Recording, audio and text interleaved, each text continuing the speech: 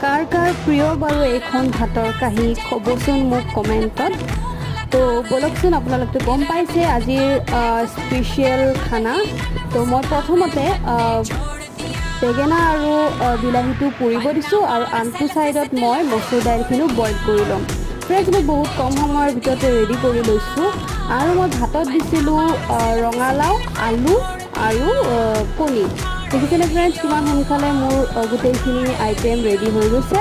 তো গোটেইখিনি মই যেতিয়া ভালদৰে গুচাই ল'লোঁ, একেলগে মই পিঁয়াজ, জলকীয়া আৰু ধনিয়া পাত মই কাটি ল'লোঁ। গোটেইখিনিতে মই সমান পৰিমাণতে দিম। তাৰপিছত মই ৰঙালাওখিনি পিটিকা কৰিলোঁ, তাৰপিছত কণী আলুৰ পিটিকা কৰিলোঁ, মচুৰ দাইলখিনিও কৰিলোঁ আৰু বেঙেনা আৰু বিলাহীখিনিও পিটিকা কৰি ল'লোঁ। গতিকে ফ্ৰেণ্ডছ, আপোনালোকে এনেদৰে ৰেডি কৰিব পাৰে অতি কম সময়ৰ ভিতৰতে। তেল সৰহ পৰিমাণত দিব লাগে, কি যে